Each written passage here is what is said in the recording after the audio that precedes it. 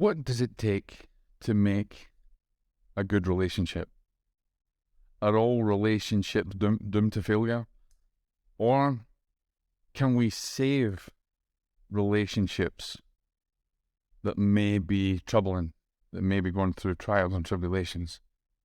Ladies and gentlemen, my name's Jock. This is the 21 Virtues podcast, and today I have got amazing guests, personal friends of mine, but truly, truly amazing spiritual warriors, Walt and Steph McKinley, who will be coming on and talking about relationships, and they're going to get raw, they're going to get real, and I think they're going to get vulnerable. So let's dive right in, let's open our minds and our hearts and learn what it means to be a warrior and save relationships. God bless.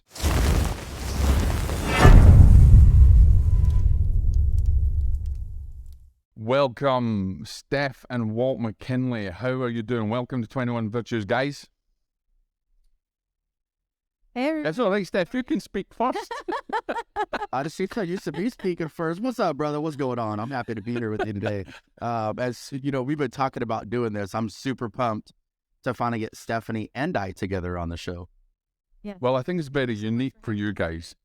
Yeah. It's very unique for you guys because you guys have a completely different dynamic. And as I mentioned before in our last episode, that you really want to hear these guys talk because they're relationship warriors. And if you don't know what that actually means, then we're going to find out. But the reality is that relationships, no matter whether it's a marriage, a friendship, a family relationship, or even a work relationship, it is the building blocks of your reality at home, at work, and in your life. And that comes with a lot of trials and tribulations. I know I have had my trials with my family. I know, Walt's had his trials with his family, which you can read about in his book. We're not here to talk about his book, though. And also, Steph has had her trials. But the difference is that we've all come through it, and these guys have come through it, survived, and now, as we say, are saving couples' relationships, one couple at a time. Guys, what makes a perfect relationship? Let me know. well, that's a complicated. Right under the bus. You have to come listen to our podcast because we talk about all of the different things that go into your relationship, and there is many things. There's not one thing that is going to save a relationship. I mean, it really is. It's unique to the couple. We hear a lot of people say communication. Communication is the key, and I will agree with that. I will agree that communication is a big piece, because we do have to get a lot more specific with our communication. That's something we learned the hard way. And, I think, we've talked about boundaries, expectations. There's all kinds of stuff that goes into successful relationships. So, Yeah. I think you said two things at the beginning I want to touch on. I think one, talking about relationship warriors, and warriors are fighters. They love, they fight, they protect. And I think in relationships, they're hard. Let's be real. We've been married 23 years, going on 24 years, together 26. That doesn't come without its challenges, but we really had to make conscious choices in our relationship to fight for our family and for each other together, and then move forward hand in hand, arm in arm, at the same time, trying to be the best version of ourselves so that we could bring more to our relationships for our spouse. And then the other part is, you said, perfect relationship. And that's funny. That's why we laugh so hard, because there is no perfect relationship. Exactly. That's why I said it. I think people feel like they want this, they got this vision of what a perfect relationship is. And then they're always left feeling empty because relationships aren't perfect because of the dynamics of our life experiences, even if they're not traumatic, that each person brings into a relationship that now you have to communicate and work through with somebody else to achieve the greatest version of your relationship that you can. And I like that Walt talked about, we have to look at ourselves. That's a big takeaway that Walt and I have found through our hardships, was we have to be willing to look at ourselves first, and then how that applies to the relationship, because oftentimes we're bringing in things from our past, things that have happened to us in our childhood, things that have happened to us, how our family raised us, all different kinds of things like that we bring into the relationship. And a lot of times are deep rooted, and we don't realize like there's surface things that happen that are very petty, and we get in arguments over and not realizing that it's something much deeper. I want to jump back a little bit because we'll talk about communication a little bit, but I think it's all very well and good to speak about how we work at our relationships, how we need to listen. There's no relationship perfect, but I think there's something that we miss in relationships, and that's the fear factor, right? When did you guys ever come across that fearful aspect of maybe, well, am I in the right relationship, or I can't take this anymore, and you start to fear for the future, you start to fear for your children, you start to fear that it's all going to go wrong. Let's talk about the fear in relationships right now. Yeah, I think that's such a good one. I mean, I guess probably most recently, like 5 minutes before this started, when Stephanie hit the USB and turned everything off and left some. Yeah, that'll be in the outtakes, ladies and gentlemen. No, I think, look, anybody that says that they've been in a relationship an extended period of time and they act like it's unicorns and rainbows and they've never been in an argument doesn't have a real relationship, and they're not being honest with themselves. And so Stephanie and I, we've been together 26 years, married 23, and probably about, I'd say from the 8-year to about the 11-year-ish mark for us is where we really struggled. We had little. Nice one, Steph. I like that. Yeah, I heard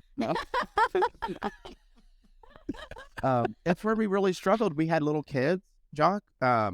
Little kids, I mean, for as wonderful as they are, they suck the life out of your relationship.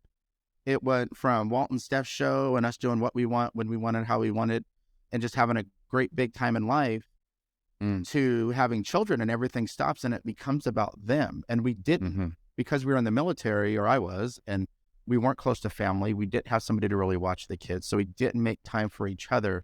And the drip of resentment is real in a relationship, and the communication that starts shutting down when the resentment comes and the pain comes and the hurt comes and the ego comes, that ultimately leads a lot of couples to divorce because they're not honest enough to have a true, authentic conversation.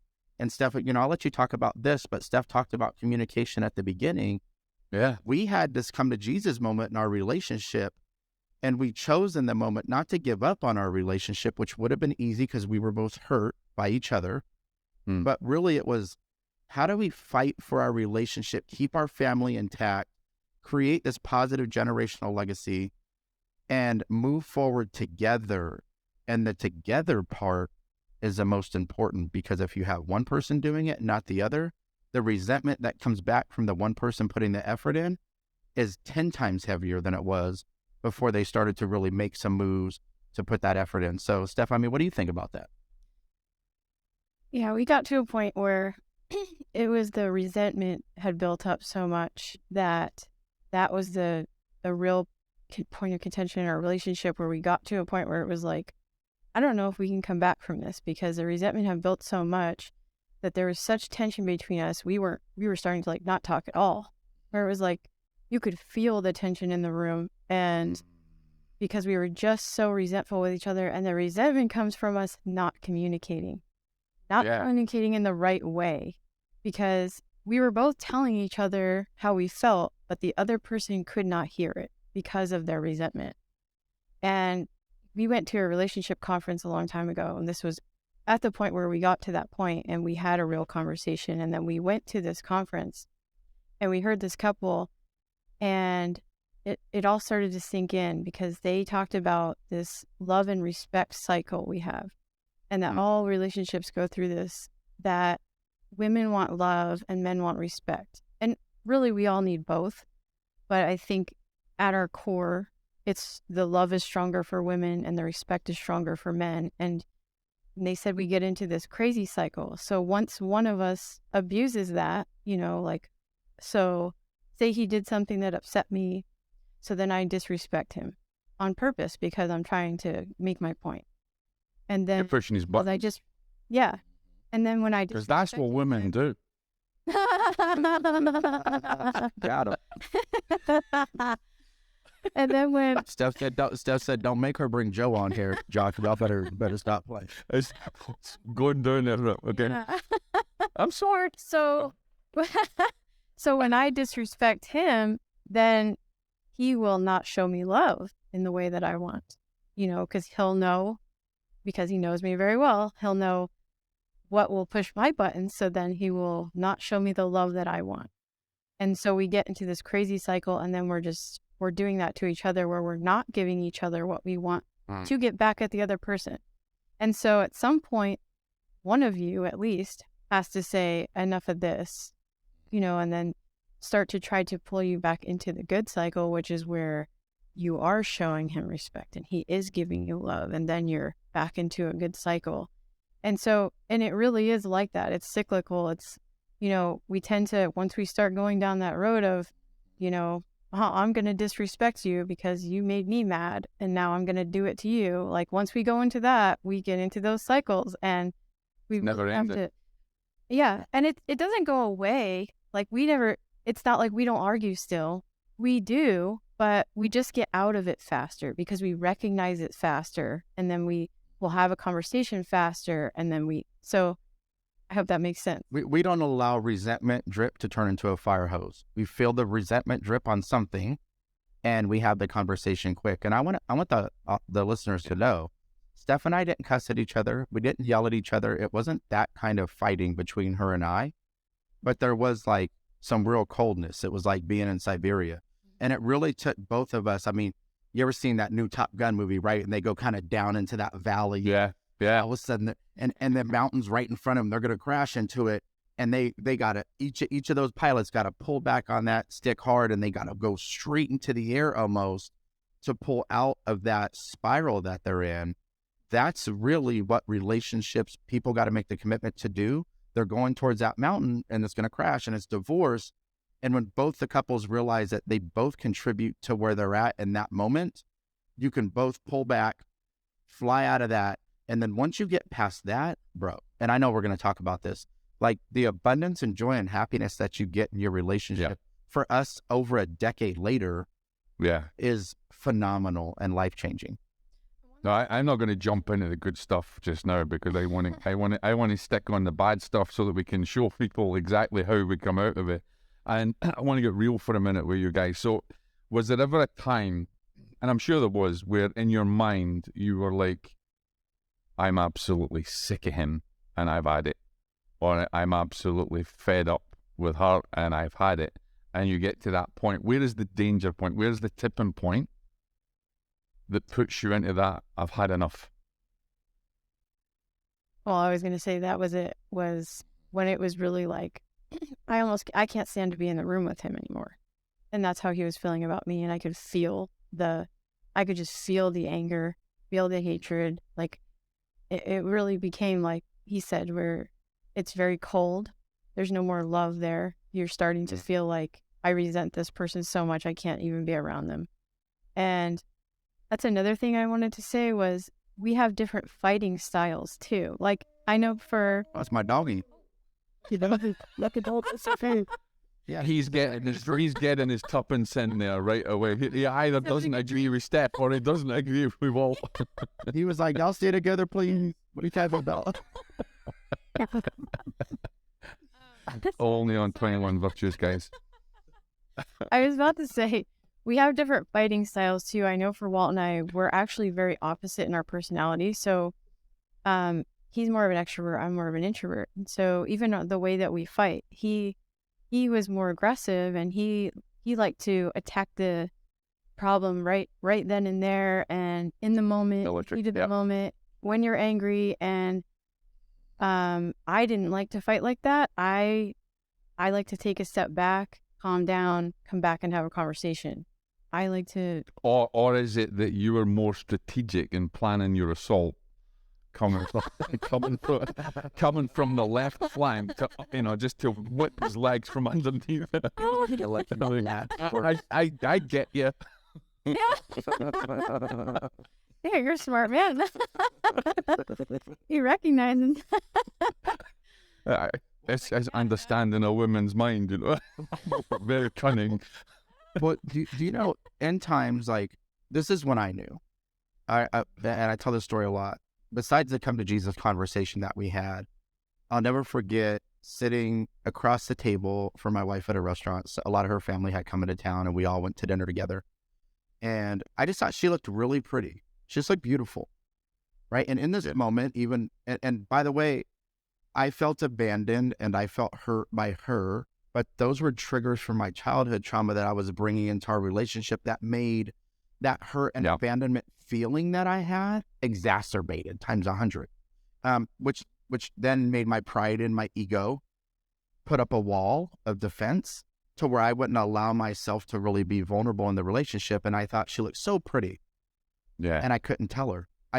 It's still to this day, it's the craziest thing for me to say. Right. How sad that you can't tell your wife she looks beautiful because you're so angry and hurt and in pain in that moment. But at the time, I didn't realize it was because of my own. But you were fighting a demon. You were fighting demons from your past, right? Big time. And that's important. But here's the thing, right? Because we don't, ladies and gentlemen, if you're listening, you haven't read Walt's book, it's brilliant, right? Monsters in My House, and it goes right, and you get to understand his journey and maybe why he's talking the way he is. But I haven't heard from Steph, you see, because you must have had your own inner demon, Steph. So what was your demons from your younger days that you think that maybe attributed to the way that you reacted to him? Honestly, I think I was bringing in how I was raised and my own, like my parents' relationship. And my parents stayed together they've been together over 50 years now. And that does not say that I didn't have their issues too, because there were things about their relationship that I brought in that I felt like I didn't want in my relationship. And so I was trying to, I guess I wanted him to be different than my dad in some ways. And there were some things he was doing that was really reminding me of my dad, and it was triggering me. I hate to say this, but I'm going to be really vulnerable here and honest that, because I don't want to throw my parents under the bus. Like, I love my parents and they were great parents to me, but I always felt like my dad put golf first and above the family. Yeah. And so that really bothered me, and I always wanted him to acknowledge it. And there were times where I confronted him about it, and he couldn't hear it because it, his own past that affected him too. Well, do you know what? There was a point in our relationship where Walt was going fishing all the time, and it made me feel like my dad with the golf, and I just felt like we didn't come first. Wow. So that is where I was bringing that in, and I was treating him in the way that it was the anger I had towards my dad. I was and on him, I realized. And although not trauma in the same way that I went through trauma, it's still the subtle. It's still trauma you've experienced that you bring into your relationships as an adult that you got to learn some awareness around so that you can be intentional. Because I heard Dad would go golf almost every day. I would go fishing, but not that way. I was still an active father, still an active husband, but it was like those little subtleties of her feeling like I was being selfish in some of those moments exacerbated her feelings too, just like vice versa for me. And so I felt like I would try to tell him and it fell on deaf ears, and then you haven't been listened to.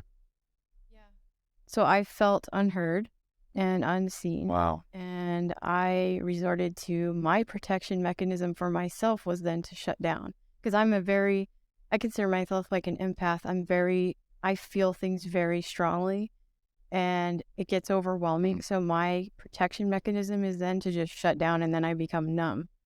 So that's what I did to him. I became numb because it was the way that I protected myself. And then he felt very closed off, and then it triggered his childhood response of feeling neglect and abandonment. So, well, nobody wins when you're in that cycle. No, exactly. Steph, thank you so much from my heart from you being so vulnerable in this and showing yourself that way, because I think that's important for people to say. And bringing a little bit of lightheartedness to it. He's the only fisherman that I know that doesn't eat friggin' fish. So if he goes fishing and doesn't eat fish, and what is wrong with that? That ain't no relationship. You know what I mean? Yes, we know. Don't hate on my catch and release. We're not real confused by that. That'll be catch and release. But you know what? It's a breath of fresh air to hear you really talk about your story, Steph, and talk about what triggered you and why it triggered you. And you know, the thing is though, maybe your mother felt she was a golf widow. I've heard it so many times. Yes, But they've been going for 50 years and we've got to take our hat off to them. So congratulations for that. She obviously is one heck of a warrior to put up with that. That's for sure. No holes in one here. But what was the tipping point for you guys as well? Because obviously there had to be a point. Now you mentioned communication is so important. But there's other factors in relationships that make you want to be that warrior, that relationship warrior. We have to fight for what is right. There had to be a catalyst, that tipping point for both of you. What was that tipping point for both of you? Yeah, so the night when we had the conversation, like it finally just came to a head. We had a conversation about she even told me, she goes, if you want out of the relationship, this is your chance. And I told her, I said, I love you. I'm in love with you. I'm just angry. And at this point, like I've cried more probably in the last 2 years, like really tapping into my vulnerability that I have in my adult life. But at this point, I think you had seen me maybe cry 3 times. One was when I was drunk in my early 20s. One was when my daughter was born. And then this conversation that I guess 4 times because both my daughters, and then this conversation. And so I just broke down. I started crying and I said, I feel like you're comfortable. I'm a good husband. I'm a great father. I'm a provider. I'm a protector. And I feel like you're comfortable. And I don't want to be in a relationship where we're just comfortable. Like I need more from our relationship. And I'll let Steph say how she felt. But what happened in this moment? Well, before we jump on to Steph, let me interrupt you. Well, because yeah. I hear you. I hear you saying I feel uncomfortable. But did you even become aware of your own misgivings that could potentially, trigger her? Oh, I don't know that I totally understood in that moment. I think in that moment, I was aware of some of them. But here's the beauty in this moment. This is where everything's divine timing. We have this conversation. We hug it out. We gave each other a kiss. We said, okay, we're going to go all in and fight. We're going to go all in and fight for each other. See, we had been married 5 years and together 7 years before we had our first kid. So our foundation was strong. It was like, I need to get back to this young woman that I fell in love with, who's now the mother of my children, this amazing soul sitting in front of me. And that's where she talked about that love and respect conference. We won't go into the details of that as much, but 2 weeks later, the love and respect conference comes up through church. It's free. We call her parents 6 hours away to come watch the kids. We had never done this. Like, wow. We will deal with our stuff with each other and communicate. We don't put it out to the world, right? Well, we'll talk about it here, but not in a way that we're looking for the world to solve it. We go to the conference, and I promise you, Jock, 2 weeks before this, the day before this conversation, if we would have went to this conference, I'd have been sitting there the whole time like, you listening? You listening to this? You paying attention to what they're saying? Instead, because we had this conversation and we chose to move forward. Well, Steph's taking notes and going, yeah, okay, I'll get you back. But do you know what we did? We went to the conference and I thought, how can I be a better husband? And the time I tapped Stephanie was when they articulated something that I couldn't articulate that well. Where I'm like, hey, that's how I feel. Not are you paying attention, but that's how I feel. They said it better than I could. But otherwise, I was listening. How can I be a better husband to my wife for all the ways that I continue to fall short in this relationship so that it could get back to what it used to be and where it's supposed to go? So, Steph, I don't know. I mean, for you, what about you on that? Well, something else I wanted to talk about or bring up because I think it's really important in our relationships that have children. No matter what you do, you can never prepare enough for having a child. There's nothing that will prepare you. I mean, I tried to read all the books and be as prepared as I could be. And it just doesn't. And I mean, nothing can prepare you except having it. And I personally went through a lot with just having my first child. It turned my life upside down. And I think a lot of women experience this. And I didn't know it at the time, but reflecting back, I think that I had postpartum depression and didn't realize it. Yeah. And that also contributed to, I mean, it's hard enough when you have a child, it really does change your relationship, because for all the things like Walt just mentioned earlier, that, we were used to, we could do things whenever we wanted. We had a certain kind of freedom, and, he got all of my attention and all of my affection. When we had children, that gets taken away because the child now needs you for everything. And you don't. And I was going to jump into this. Mm-hmm. You don't have. Did you ever regret it? No, I don't. Never once did you ever thought, I wish I never had kids? No. Even in the hardest times of our marriage and our life, wow, not one millisecond of saying, I wish we didn't have kids. No, I would never say that. They're literally the best thing that ever happened to me. Yeah. That's amazing. But it didn't come with, I mean, I talk about it a lot because I'm like, it's the greatest joy, but also the hardest thing you will ever do. It's just hard to have someone else out there walking around. It's like your heart's walking around outside your body, and you want to protect it, and you don't really have that kind of control. But did you feel supported, Steph? Truthfully, not totally. Right.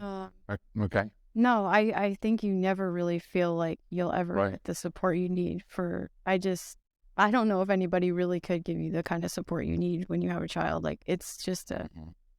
Do you think your expectations were too high? Talking about your previous episode on your podcast. Do you think you're on Legacy Warrior podcast? Go check it out, guys. But do you think your expectations were too high? If I'm being honest, yeah. I think that's something else I did want to bring up, is the expectations that we both had. And I think we both had, expectations of each other that weren't realistic. I was expecting him to be someone, different than my dad and all this. But I think I was holding an unrealistic expectation of who I wanted him to be. And he was doing great things. I mean, and I know he felt like he was supporting me in the best way that he could. And he was. I just think there were some things he just couldn't give me.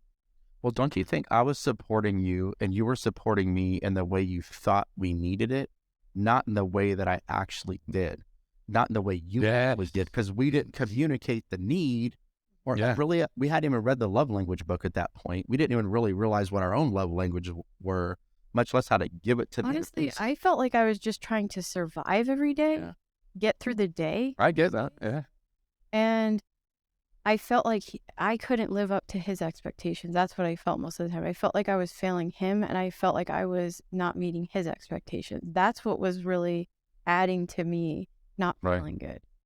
What about you, Walt? Were you the same? Yeah, I think I definitely had unrealistic expectations. And I think that we didn't, this is why expectations will not only minimize your potential, but it will just crush your relationship. I never was in gratitude for the things that she was doing. I would focus on the thing that she didn't, that I wanted her to do. So I'm missing all this beauty in what she is doing. And I think for her too, like I'm laying on the floor with the kids, tummy time, doing all those things.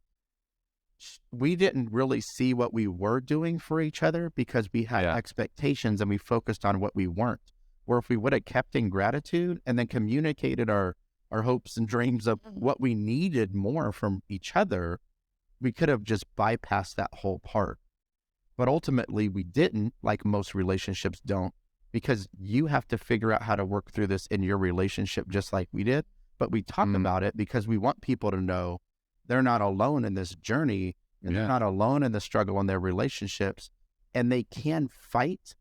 We have met friends who literally were signing divorce papers, Jock, and the lawyers told them, go eat lunch, because they must have saw something. Lawyers told them this, okay? Go eat lunch. They went and ate lunch. They didn't get a divorce, and they've had 3 more kids since.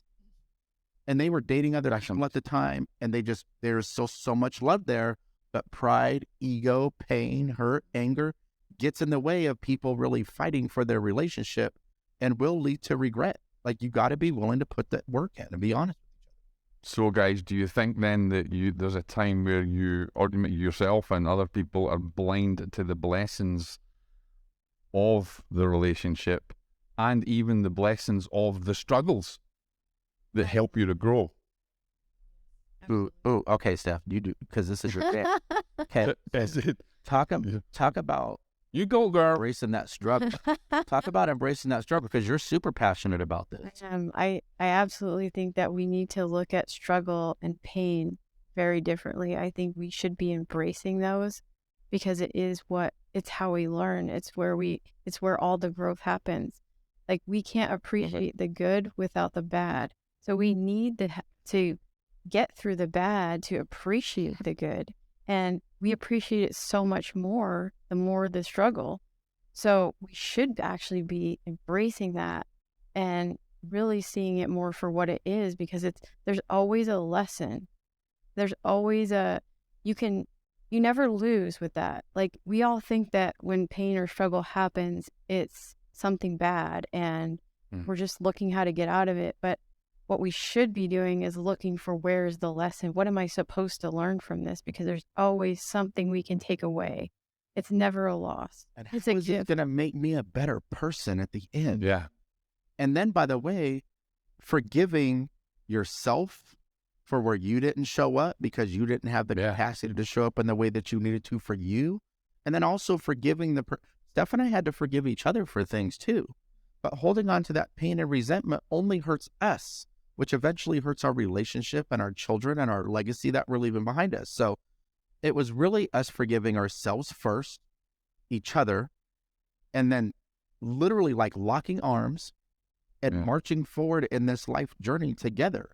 And to be honest, when we got to that breaking point where I said, like, we couldn't even stand each other, I really had to take myself out of it a little bit. And I was really looking at my kids like, this isn't fair to my kids that I'm making this about me and not trying to make this relationship better and make it work for them too, because they're going to suffer from this decision that I make. Like, and I think everybody should look at it more like that. Like, it can't be all about you, because when you have children, they are very affected by your decision, and So let's talk about your to kids. work on it. Let's talk about your kids, Steph. Do you think did your kids, I mean, I don't know how young they were, obviously.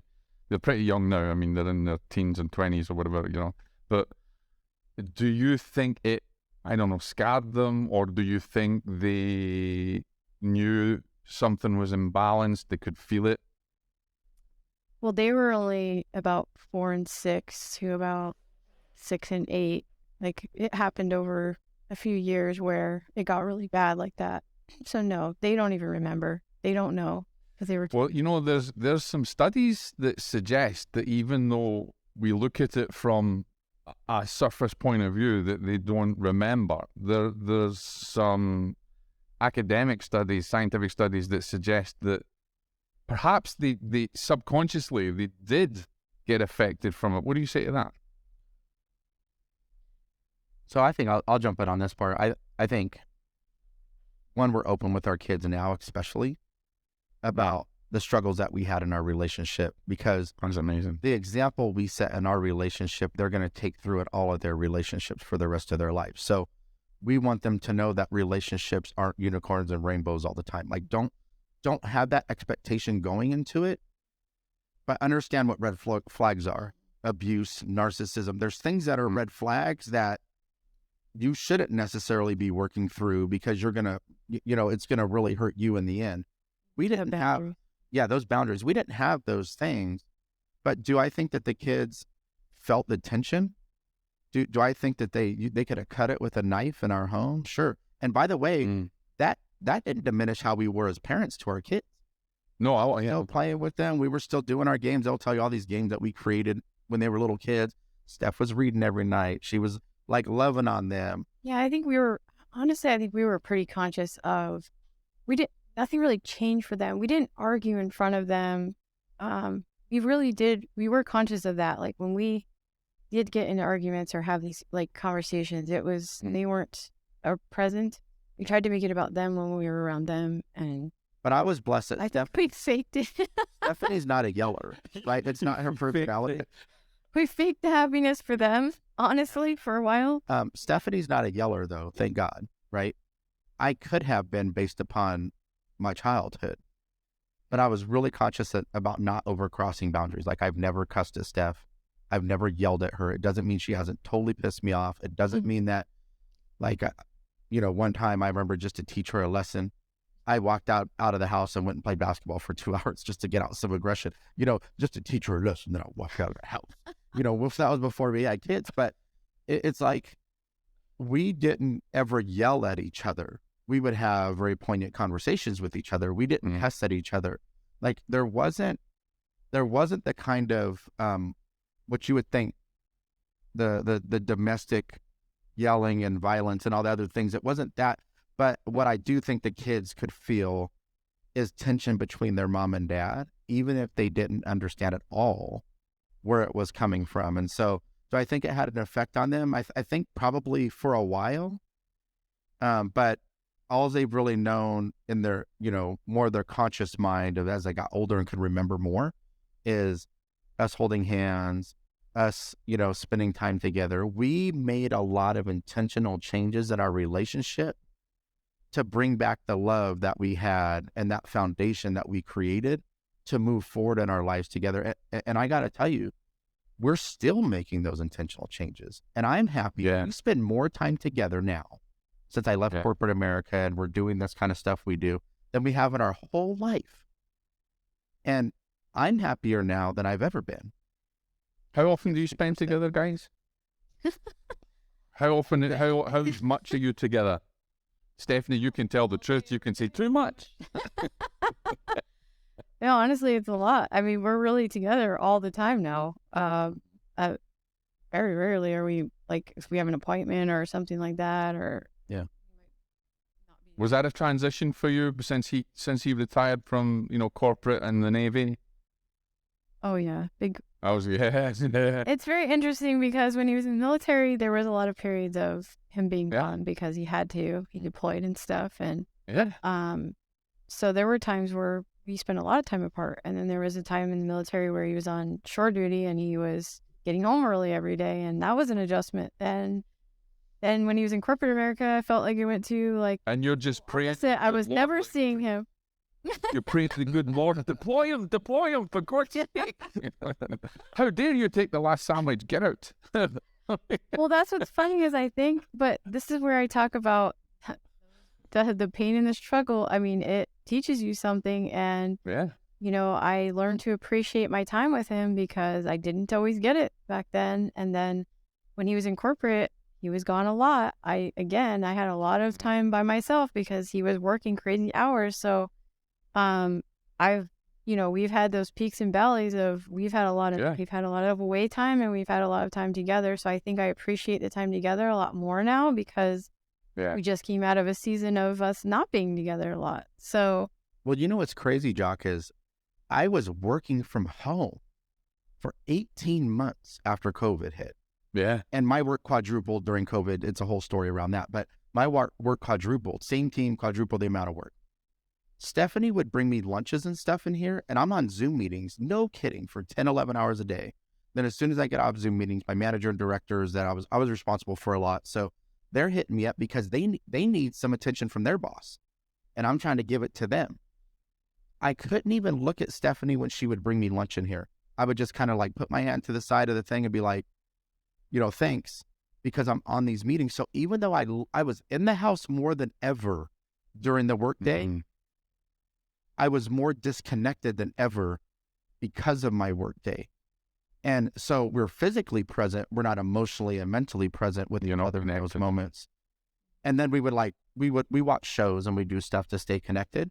But now doing the podcast and me speaking and doing the stuff that we're doing and us building a speaking portfolio together, even talking about relationships, we spend so much time together, but I love it. I absolutely love it. Like, she makes me a better person, not even a better man, just a better human being. And brownie points. What's the matter you went? Brownie bug.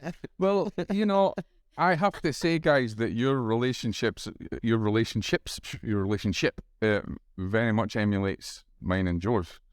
And there's not to say that we've had our struggles, but you know, since Joe and I got together, we have never been separated other than when our mother was ill, and we've been together 24/7 constantly. Or, you know, maybe our friends come and they've gone away for a few days, but it still is not enough. Right? People laugh because I'm saying she goes for a shower and I'm like, where are you? You know, and I've had a shower, for God's sake, give me some time. Those are cookies in the shower. Stop. You know what I mean? And, you know, and it's funny because the times that we struggled, I'll tell you a little funny story, that we fell out. I said we're leaving and everything else. And, you know, with a big blowout, we're up in the mountains in Scotland and she drives and she's leaving. And I'll wait for 5 minutes. And then I look, and it's kind of foggy and it's snowy and stuff.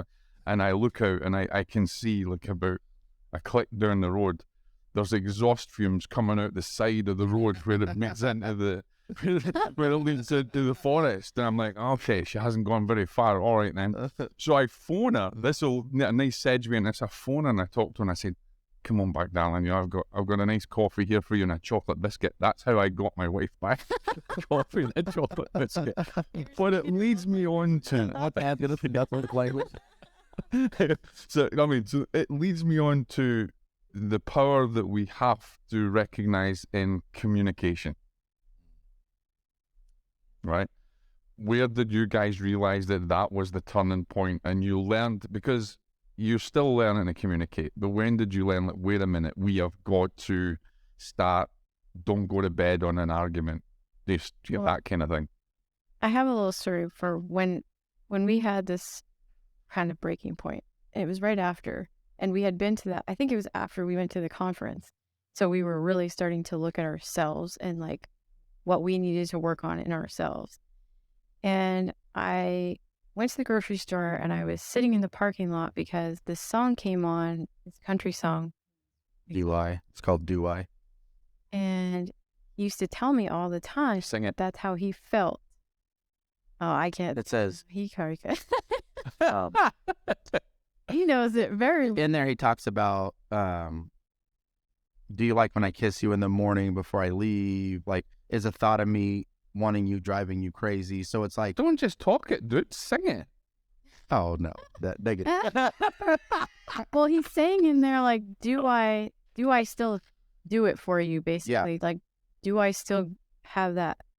Basically saying, do I still have your love? Like, do I still give you those butterflies, kind of type of thing, you know? Like, and I sat in the parking lot listening to this song because he had told me several times that that's how he felt. And so I sat and just really listened to it. Wow. And I started to cry because I was like, oh my God, he's been trying to tell me this. And I just couldn't hear it. I didn't want to hear it. Really. I'm being honest. I didn't want to hear it. Why did you not want to hear it, Steph? Because I felt like he didn't hear me. I wasn't hearing my feelings. So I just want to hear his. Yes. Mm-hmm. But in that moment, I really heard and felt it and was like, wow, this is like, and that was kind of the realization of like how much the communication had broken down, because the resentment was so high that I didn't want to hear it. But I think one more thing too, and this is especially for the fellas out there, women have the superpower of being vulnerable. Now, it can get masked with pain and hurt and all the stuff that comes along with it. Yeah. For men, we really struggle with this. And I was telling her this is how I felt in this song, but it was because I wasn't allowing myself to be vulnerable enough to have this real conversation with my wife of how I'm really feeling about things and about how I'm feeling unloved and how I'm feeling abandoned by her. And I couldn't bring myself to say it, but I could say, like, listen to this song. This is how I feel. And so I think you can try to say, listen to this or do this, but you got to sit down and have a real candid conversation. The thing that you think is going to hurt your spouse, or the thing that you think is going to hurt you, or the fear you have of the rejection potentially from your partner in that moment will be mitigated by the fact that they really understand where you're at. And even if they can't hear it right in that moment, they're going to reflect. They're going to think about it, and they're going to come back to you with it. But if you're not willing to be vulnerable with your spouse, how are you expecting them to be vulnerable with you? It just won't. Exactly. But when it does, so let's say I'm just irritated about something, right? I don't know what it could be, anything. Montreal steak seasoning, remember, on my podcast. There's get another episode in there, why don't we? So let's say that I'm just frustrated about something. I'll tell Steph now, quick. Like, not the next day, not like the first time I get frustrated. But if it's like 2, 3, 4 times, and her too, she's 2, 3, 4 times I'm doing something and it's kind of like rubbing her the wrong way or whatever it is, we'll have those conversations long before we start getting petty. And if we have the conversations before we start getting petty, we mitigate the resentment that goes from a tiny drop to a fire hose. That's how you save your relationship. Yeah. That's what communication really looks like. Yeah. I'm also going to say, I think another keyword for me, if you want to know successful relationship, intention. That's my word for relationships, intention, because it takes real intentionality to be doing things for your partner consciously because you love them and you want to do something nice for them, and you have to consciously do those things because the puppy dog love, we've all been there, and it lasts like 2 years. I give it a 2-year mark because generally that's about how long it lasts, and then reality starts setting in. The work starts. All the things. He's sitting there now, Stephen, going, 2 years? 2 years, really? Really? I was in it for 5. I was like, because in those, and let's be honest, when you're in that phase, it's almost like that person could do no wrong. You don't see any flaws. They're just perfect. But when that starts to wear off, you start to see there are flaws, and maybe you weren't noticing them before, but now they're starting to be glaring to you. And it starts to really take the intentionality of, doing nice things for each other, because it's not going to come naturally. Our natural intention is to be selfish.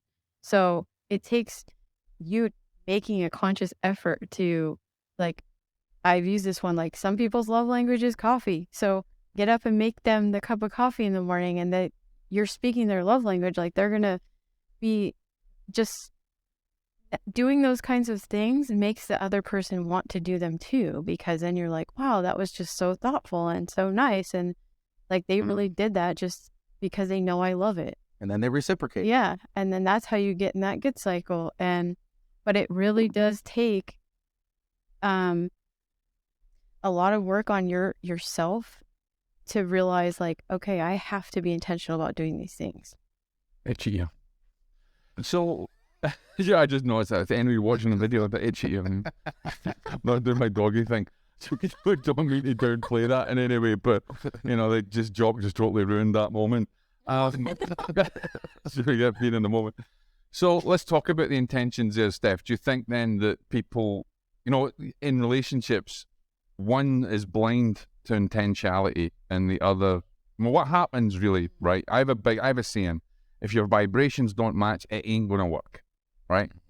So is one person blind to the intention and the other one is ignorant, or the other one is trying and can't see the intention? That's an even dangerous point of it. Yes, that's happened to us too. There are points where, so. Well, you could tell on him. He's When Walt was feeling that way about me, like, he could tell that he wanted to get his wife back. He was thinking, like, I want the wife that was, like, cared about me and was doing things for me. And so he started, we read this book, the Love Dare book, and that's what it's all about. It's all about you doing these things intentionally on your part, not worrying about what the other person, how they're going to respond or anything. You're just doing it to do it for them. Love without condition. Yes. And so it challenges you to do these, it tells you to do these different things for your spouse without saying anything, without telling them anything. You're just doing it, just doing these nice like acts of kindness kind of thing. And he was trying to do that with me, and he didn't tell me, but my resentment was there. So I wasn't really acknowledging what he was doing. And what have you done for me? It didn't change. Yeah, it didn't change my behavior because he wasn't getting to the root of why I was being that way. And So he got frustrated and he stopped doing it. And then then the resentment was even higher because now he's like, I'm even doing these things and you just don't even care. Okay, but I want to say this too. I'm doing those things selflessly a little. I'm doing those things because I want my wife back and I want the love. Yeah. I'm doing those things because what I want. And I felt that.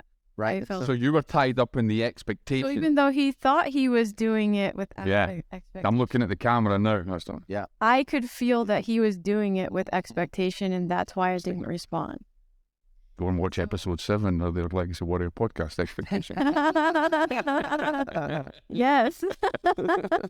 And that's another big one for me. I don't expect you to, but we would really like you to. No, but seriously, the expectations is huge. It's huge in relationships because oftentimes I think we're doing it and we don't even realize we're doing it. We just have this expectation and we're assuming that the other person knows the expectation and they don't. And that's where the communication part comes in, is we have to communicate those things. We think they know, we assume. We all know what happens when you assume. So we assume they know what we like and what we want, and they don't. We have to actually say it, specifically tell them, especially with men. I've found like men are very simple creatures. It doesn't take a lot to make them happy. Yeah. No, Steph's like, I'm on a roll. You be quiet. I'm communicating. There's no one to back me up here.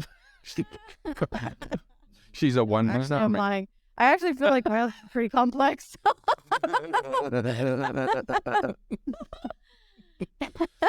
No, but for real though, the expectations is a huge piece because oftentimes, like I said, I even felt like I could feel his expectations and that I wasn't meeting them, and that was affecting me, and it was affecting how I felt too. Like, and then it wasn't even resentment. It was just like I felt like I was failing as a wife. That's why it's all called the crazy cycle, because there's no good to come from it. That is a crazy cycle. So how did you get to the point where you communicated that, look, your expectations we had to get to that come to Jesus moment is what happened. Come to Jesus. And get vulnerable in that. Yeah. Had either one of us not came to that conversation vulnerable and honest and truly really authentic, and what we needed from the other person, and then be willing to stop looking out the window at our spouse and start looking at the mirror at ourselves and realize what we weren't contributing, instead of just trying to look at what they're not contributing or what you are contributing. Take a good, hard look at yourself, get a little bit of self-awareness, get really honest with yourself and vulnerable with yourself, and realize, look at all the things I'm not doing. I'm not even doing things I expect them to do. Wow, even worse. Like, I'm not even showing up in the way I want them to show up for me. So if you're not giving what you want to receive, don't expect to ever get it. But when you can really take a look at yourself, you can be authentic and vulnerable with you, and then you can turn around and be the same way with your spouse and have a real conversation. You can mitigate so much in this crazy life cycle. The couple who taught that, they said they teach it and they still get in it. Steph and I feel the same way. Like, we could literally teach a course on this, but we reckon, which is going to be the next announcement, ladies and gentlemen, for all you couples that are struggling. Yeah. But we recognize that we're in it. We communicate. Both of us own our pieces of that puzzle instead of pointing fingers. We make some adjustments on our end individually, and then we move forward smartly, happier than we've ever been. It's like elevating our relationship every time we go through one of these pieces, where we continue to just evolve and get better as human beings while we're still growing individually as we get older. I mean, which brings me right back to what Steph said. There's a blessing in the struggle. Yes. Mm-hmm. Absolutely. It's actually a gift. It's a gift. Yeah, it's a gift. It's a gift when you allow yourself to learn, when you allow yourself to heal, and when you allow yourself to see it as the win that it's going to be on your life. Otherwise, it's regret and pain and anger and living in quiet desperation. So you really have a choice. If you're listening today, you have a choice how you look at it. do you allow it to be the anchor that drowns you in your life? Or do you allow it to be the rocket fuel for where you're going to end up at? Right. I was going to say that this is what I see with a lot of couples that did end up divorced. What bothers me and this big reason why we're doing this podcast is because it just bothers me. I see so many couples out there that they get divorced and they're still blaming their spouse and never take any accountability for what they brought to the relationship. And then they carry it into the next relationship and then do the same thing and the same things happen. And then they wonder and then they still want to blame the other person. They're not looking at themselves. And it's so key. The self-awareness piece is so key. You cannot, there's no way. Every relationship takes two people. Yeah. And the only circumstances where I can say like it's different is if there is abuse happening, if there is, substance abuse happening, alcoholism, that kind of stuff. I can't speak to that, but in a normal, just 80% of the time, 90% of the time, this applies. Most of the time, it's because there's things you're not recognizing in yourself. You're not learning the lesson. And so you're doomed to repeat. Which you guys have said it's awareness. And I put everything down to awareness and choice. Not everything, but, I'm, as you know me, Walt, I'm a big awareness fan, divine awareness, self-awareness. That's the reality. That is the key to it. The key is to be more aware, not of your partner, but more aware of you first. Yes. That is the biggest lesson that we took away from getting close to divorce was we weren't looking at ourselves. We just wanted to blame the other person and we weren't actually acknowledging what we were doing ourselves because it really is both. And I think it's in every aspect of life, Jock. Like it's not just the relationship. No. Healing from my trauma that I went through until I was able to forgive, until I was able to realize like every time I thought of my abuser, I revicted myself mentally and emotionally, which put me in a state of anger and hurt. And, men typically react with anger. So put me in a state of anger, which then potentially I'm taking out on my family who deserves the best version of me and that love that can emanate from me when I heal. When I really realized that through self-awareness, the impact that those things were having on me, even with trauma, even with grinding it out in the workplace, even with a relationship, it doesn't matter what it is. If your relationship with you isn't great, then I don't care what you're doing externally. You're still always going to be suffering, even if it's in quiet desperation. And that's why we see celebrities who seemingly have everything still commit suicide because they're not happy internally. Everything starts with getting right on the inside. And once you're right on the inside, what blossoms on the outside will change generations you haven't even met yet. And that's a good point that if you don't fix what's inside, it affects everyone around you, not just yourself. Yeah, and I would venture, guys, that you can't look at yourself until you actually accept a divine awareness and you put your trust and your faith in a higher power, whether you call it God, whether you call it Yahweh, Spirit, or anything. The reality is that we don't function without that root. And if you can look to a higher power, then eventually you can recognize and have the awareness in yourself to be able to transcend that trauma. Yes. I love that you said that. Exactly. Freaked it, doctor. Well, I'm a deeply spiritual person too, and I feel like for me personally, that's how I overcome almost all of my obstacles is I give it to God.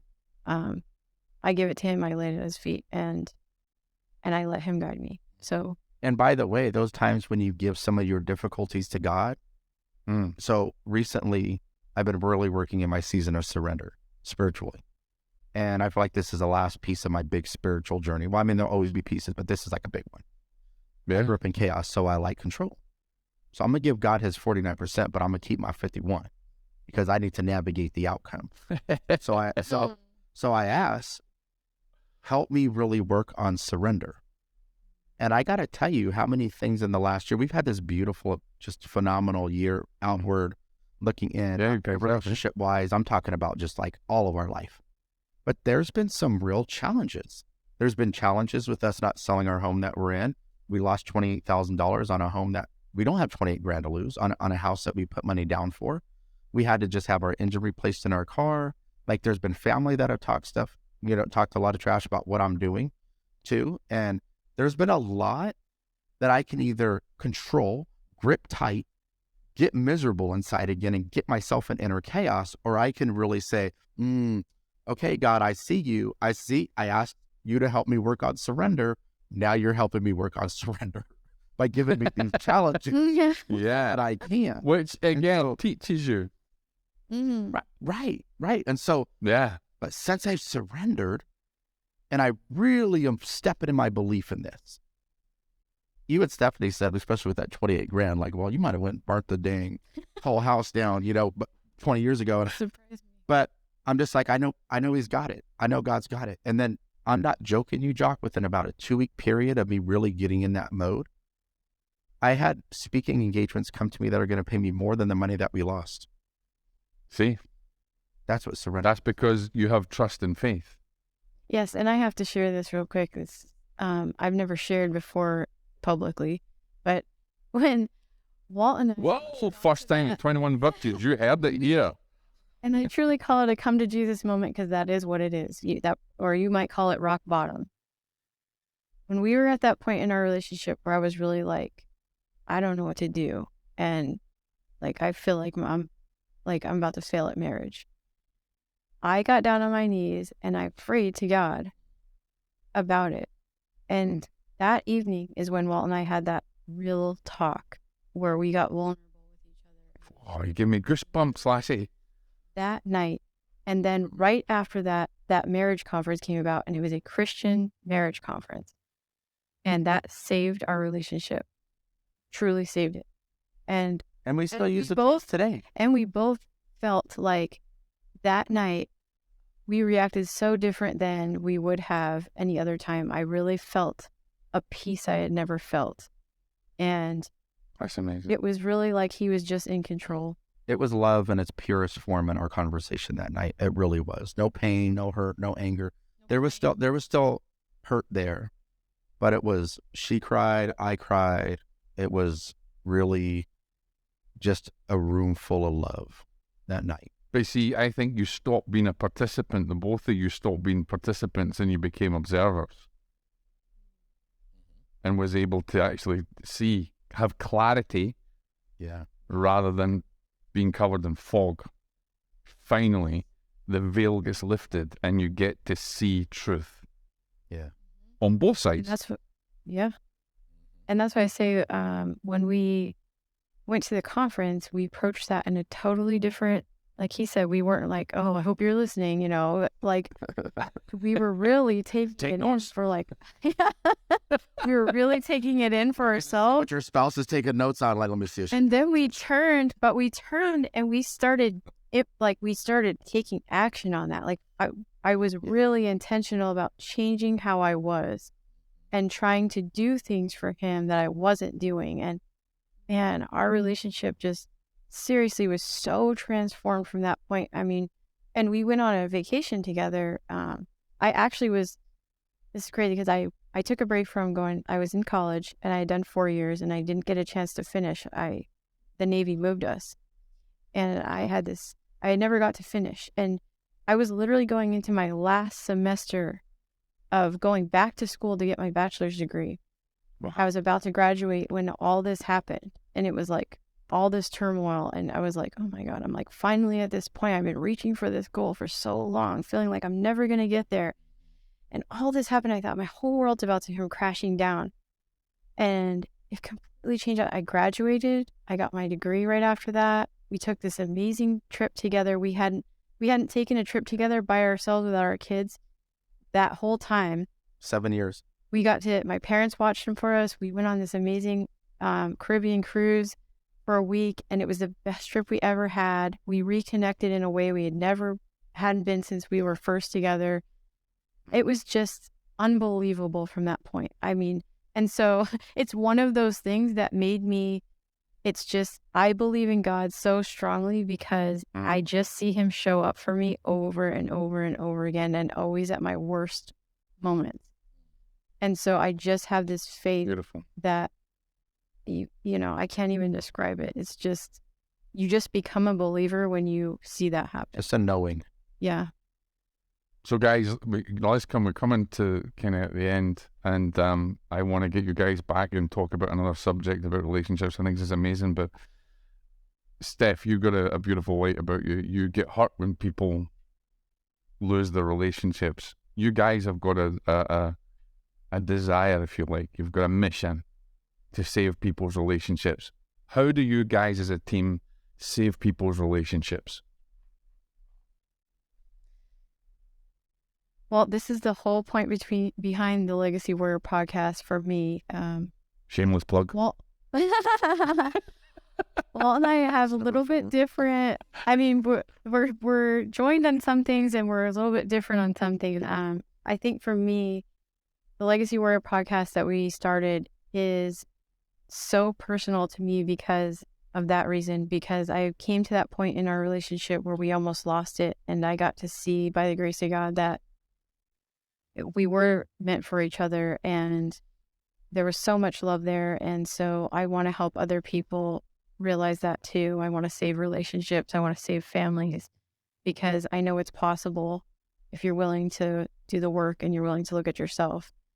I know for a while I'm going to give it over to him because he has a little bit different purpose behind it and why it's called Legacy Warrior.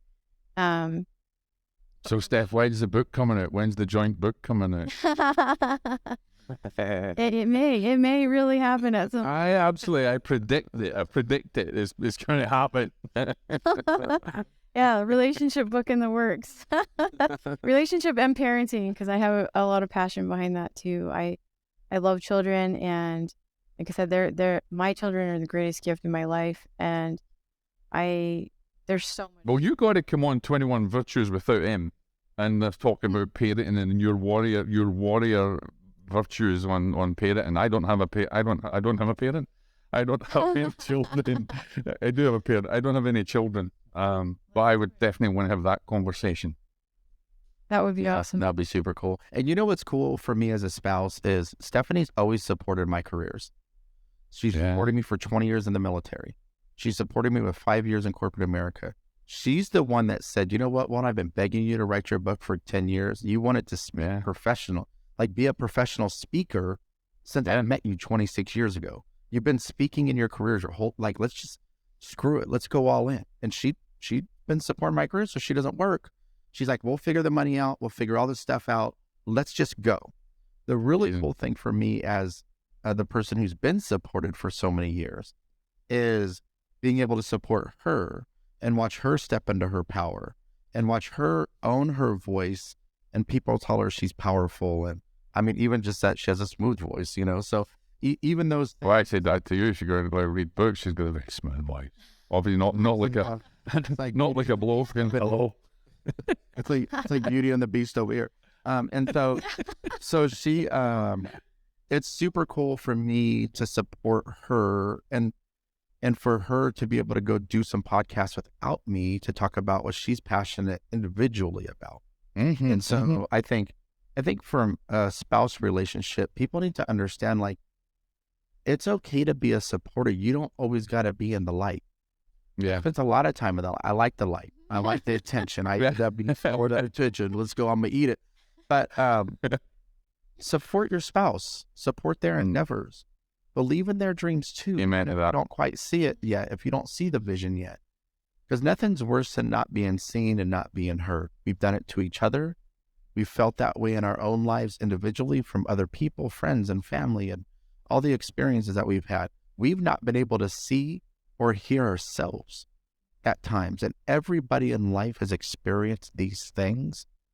So I want people to really focus on being honest. Turn the mirror on yourself. See where you can grow. See where you can improve. It's huge for me because I went through so much abuse as a child, and I brought some of those things into my adulthood. And once I started really healing and creating a safe internal environment for me where I can start thriving and not surviving, the way I showed up in the world changed, including in my relationships.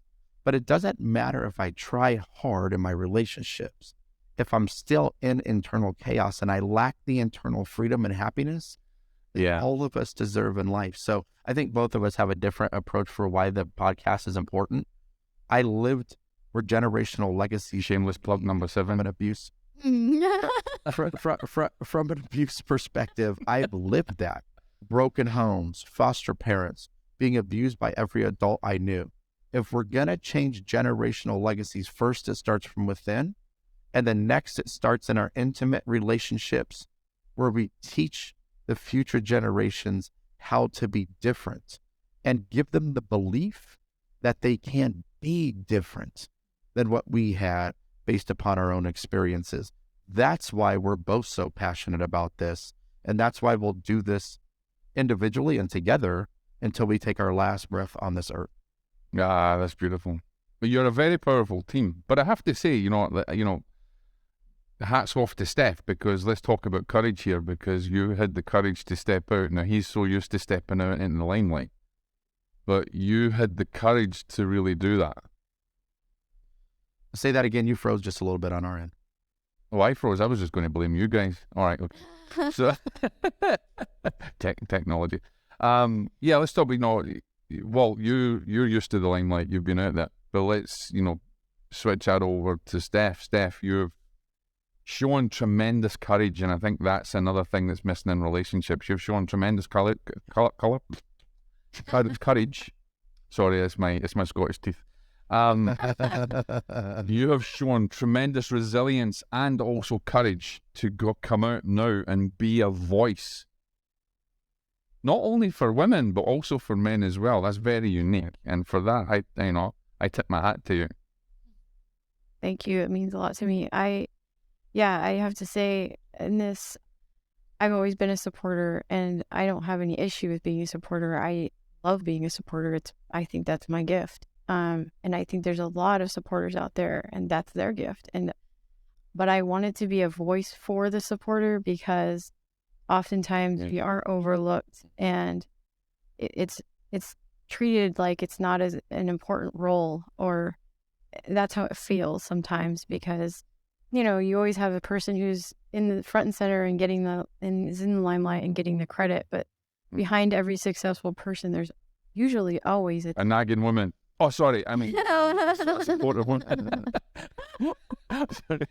Yes, but I think that the team is so important. Like, none of us are but we're really not doing this alone. We're not meant to do it alone. We're meant to connect with each other. We're meant to support each other.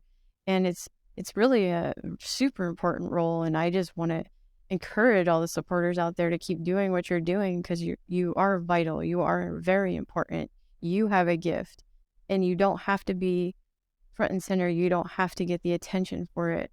It's seen, believe me. Like, we see it. I see it. God sees it. Like, that's what's important. And I just amazing. I'm really excited to be a voice for that. That's all I can say. And my favorite saying that I teach to all my students as well is that the loudest voice is often the one from the silence from within, because that's where it changes.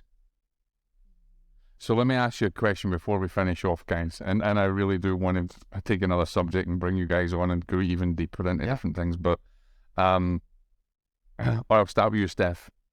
Now, when you look at him every day, all right, what is your thoughts in your mind when you look at your husband every morning? I wish he'd put them pants on the right way or something. Put some pants on quickly. Period. He talks too much now.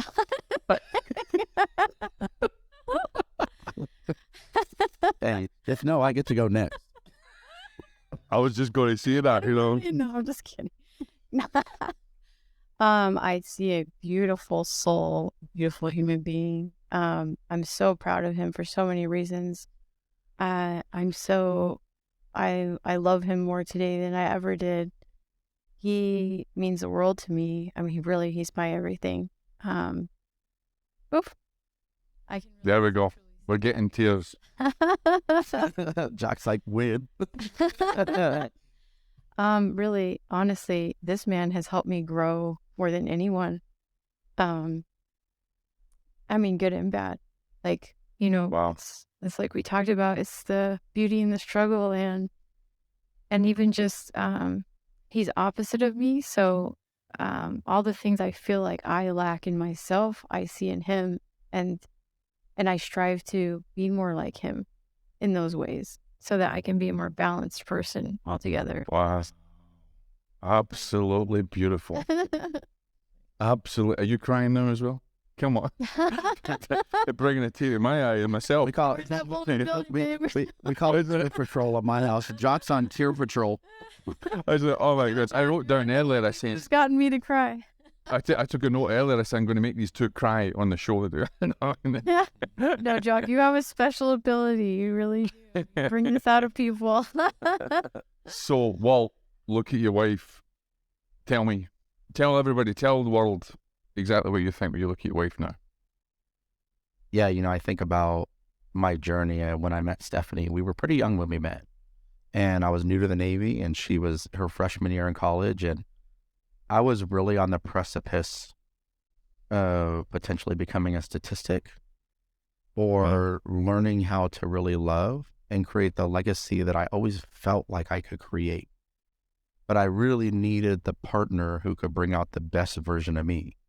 And so I always say, God gifted her to me at a point when I was at a crossroads in my life.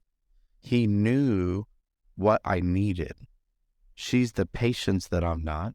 She's the compassion I'm not. She's the selflessness that I'm not.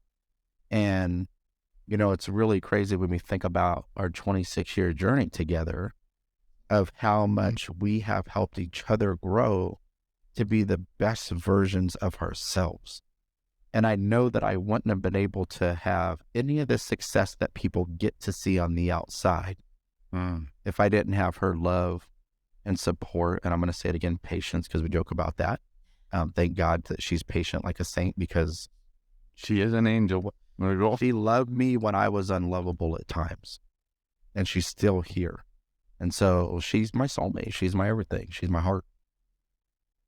That's amazing, dude. I really, listen, I want to thank you both for coming on, and I really, we could go on for ages, but obviously I don't want to, I don't want to, people going, oh my God, it's going to be a 2-hour podcast, but will you guys come back and take another subject with me?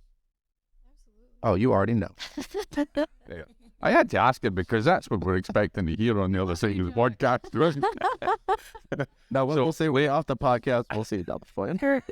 You are a great interviewer. I'm going to tell you that. You asked really great, deep questions. Ladies and gentlemen, you've been listening to 21 Virtues. Let me tell you something. Relationships are not easy. They're difficult. It is a battle at times. But unless you pick up your sword and unless you pick up your shield and stand for what is right, then you might never be able to get to look your partner in the eye and tell them that you love them, even to their last breath. So, guys, how can people find out more? I mean, what is for you for the future? Speaking engagements together, book together, courses together. Tell them how obviously we've plugged Legacy Warrior podcast about 20 million times on this show, but I love it. Definitely go and do it. Go and listen. But what are you hoping for? What do you want to do with your movement?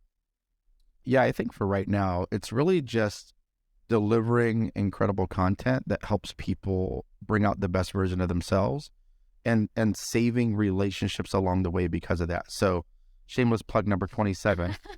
You can find us. It's Legacy Warrior Podcast. We're literally on Spotify, on Apple, on YouTube even, at Legacy Warrior Podcast. Instagram, same thing. Just connect with us on one of those social platforms. There's websites and there's other stuff coming out along the way. There may be courses and books coming out along the way. But what we both realize is we can use our voice now to Stephanie's favorite quote, make this world a little bit, or leave this world a little bit better than you found it. We can leave this world a little bit better than we found it right now, today, like we're doing. And we can focus on getting the rest of the stuff that's going to come later when God puts that in our path. So right now, it's just really the Legacy Warrior Podcast. And then individually, I do a lot of speaking on healing from trauma. So that's just waltmckinley.com. But yeah. Way to get your own stuff in there, Walt. I tend to like to be at the front. And I have to let me just interject with that there, guys. If you haven't read his book, Monsters in My House, go and read it. It's phenomenal. And I don't often shed a tear, but I was, His is the only book that ever brought me to tears. I want to say tears, because I'm still a Scotsman, and still a military army guy. I mean, just a little bit of tears. But go and do that. And Stephanie, your voice is beautiful, and I hope that it carries over the world and changes people's hearts, minds, and souls in this journey. Guys, this is the 21 Virtues podcast. Please tune in again with me on the next occasion. Thank you from my heart, guys. This has been an amazing conversation. This is what spiritual warriorship is all about, fighting for what is right and understanding the power of your divinity within. God bless. Wow, ladies and gentlemen, what did I tell you? This episode was absolutely on fire. And I want to know what you took away from that. I thoroughly enjoyed listening to Walt and Steph. They made a great dynamic episode, but more importantly, these guys were raw and they were real, just like I said at the beginning. And we went through a torrent of emotions in this one. We saw vulnerability, we felt vulnerability. It touched us in our hearts. It touched us in our soul. It opened our minds and our hearts. And what more can you ask for? But what struck me was, if you're watching this on the video, or even if you're listening to this and you might get a sense of it, is how vulnerable and how much of a deep connection. Now, if you're listening to the podcast and you don't see the video, there's places in that where they were just so connected and so much in love.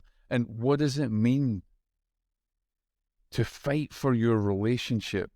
These guys are on a mission to help save people's relationships, and they're doing it through their podcast, Legacy Warrior Podcast. Now, we had fun on the episode. We learned an awful lot. I want to hear from you guys what you felt. How did they inspire you? Because I know they inspired me. And they inspired me in such a way that it wants me to be even more vulnerable in my own relationships. Even more so than I am now.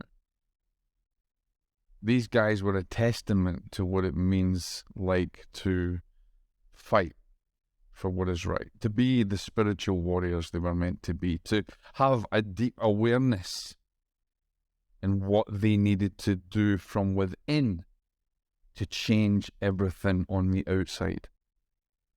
This guy's had so many nuggets. Share it out to other people that could, learn from this. Share this episode to people who are struggling with their relationships. Connect with them. You'll have links in the show notes. And they will definitely be back, because there's no way I'm letting them two go. I'm going to have them back regularly, and we're going to jump into so many subjects. And you heard me get the blessing from my brother Walt to bring his wife on her own, because she has got an amazing voice to help mothers and to help even men. And so I'm looking forward to having Steph on her one as well. And two dynamic voices coming from very different perspectives, but uniquely blended in harmony and love. I loved that episode. I hope you did. Thank you for listening. This is Jock, and this is 21 Virtues. God bless.